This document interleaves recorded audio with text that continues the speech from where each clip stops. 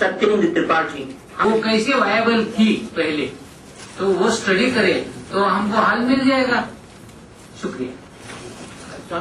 सबसे ज्यादा जो गंदगी है ढोकर के 6 डिस्ट्रिक्ट की, जो पश्चिमी उत्तर प्रदेश को विकास बोलते हैं, जिस इलाके को मैं वहां से उत्तर प्रदेश से हूँ, तो सारा मैला ढोकर के यमुना और यमुना गंगा में डालती है। लेकिन जो मैं पिछले 10 सालों से राजन भाई के साथ में और चोपड़ा साहब के साथ में रह के सीखा हूँ, तो मुझे कभी कभी ऐसा लगता है, मैं आध्यात्मिक ज्यादा जुड़ा हुआ हूँ, कि संस्था के प्रोग्राम प्रोजेक्टेबल रहते हैं, समय पूरा हुआ काम बंद हुआ। लेकिन मैं जब गंगा में भी कुंभ में गया 14 तारीख को, तो मैंने बहुत लोगों से बात की, यार गंगा को बचाने की बात करते हो तुम? नहीं भाई, स्नान की बात करते हैं हम तो। फिर मैं आपका हरिद्वार से लगा करके नरोरा तक एक यात्रा करी मैंने गंगा की, अरुण तिवारी जी साथ थे हमारे।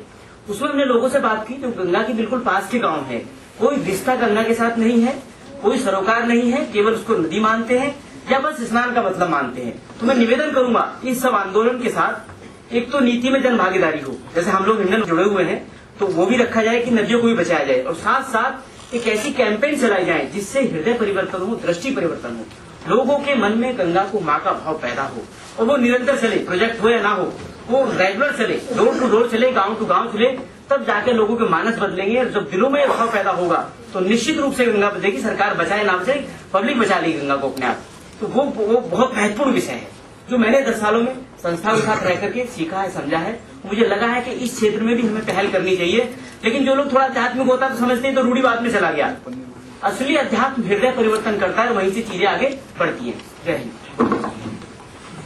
सफाई करता हूँ हर 15 दिन पे। हमारे कुछ साथी हैं श्मशान घाट की हम सफाई करते हैं। कुछ शुरू में हमें भी मतलब लोग जैसा बोलते थे हम लोग झाड़ू लेके जाते थे, बड़ी बड़ी जो शहरों में प्रयोग करते हैं जमादार। तो शुरू में शर्म लगी, बाद में लगा कि ये झाड़ू हमारे काम आएगी बाद में। अब लोग बोलने लगे गंगा वाले जा रहे हैं। प्रभाव ये पड़ा जो समाज को जोड़ने की बात है। जहां जितने हिंदू धर्म के लोग बैठे हैं, चिता की जो लकड़ी या राख होती है उसको उस स्नान कर लेने के बाद कोई छूता नहीं। जो सहमत नाम बताए हमें, उस लकड़ी को हम लोग गंगा जी से निकालते थे, जो गंगा जी में बची हुई लकड़ी फेंक दी जाती है, वो कोई छूता नहीं। कोयला पानी उलझ के फिर फेंक दिया जाता है अंदर। तो जब भी किनारे के लड़कों को जोड़ा था, चिता जल रही होती थी, उस समय हम लोग फिर सफाई करना शुरू किए। आप उनको कभी नहीं कहा मत जलाओ, आप नजदीक मत लाओ, मत फेंको, कभी बात नहीं की। बीच बीच में जब फोन पे एक दूसरे से बात हुई, पहुंच गए और काम किए। परिणाम ये हुआ कि कम से कम 10 मीटर दूर चिता जलने लगी। और जो लकड़ी हम लोग निकाल के रख के आते थे, हंसी मजाक भी हम लोग करते थे, इसको ले चलो ठेकेदारों को हाथ बेच लो, ये करो। लेकिन कुछ दिन बाद हम लोगों को देख लो बोला लकड़ी नहीं मिल रही हमारी, हट गई वहां से। दुकानदारों से पता किया, पता चला जिनकी लकड़ी कम पड़ती है वो जला देते हैं उसे। तो समाज को जोड़ने के लिए हमारे जैसे लोग जो इतनी दूर 600 किलोमीटर आए हैं, सबको कहीं न कहीं कुछ नहीं तो एक चीज तय कर लें। जिस भी नदी के किनारे आप हैं, एक नदी पे अनवरत एक घाट पर के काम करना शुरू कर दीजिए। प्रभाकर सिंह, वसुंधरा संस्था, हमारे गुरुदेव हैं राजेंद्र जी।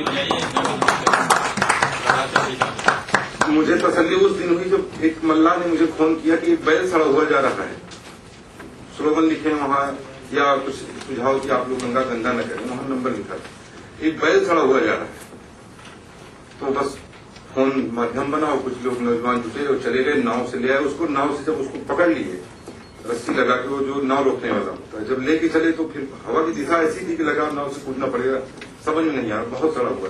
फिर अपनी तरफ इस भर घाट लाने के बजाय हम लोग कौशाम्बी की तरफ लेके गए, तो हवा का रुख इधर हुआ, तो उसको ले जाके फिर वहीं किनारे पर, और कोई मेरे पास साधन नहीं था कहीं और ले जाए।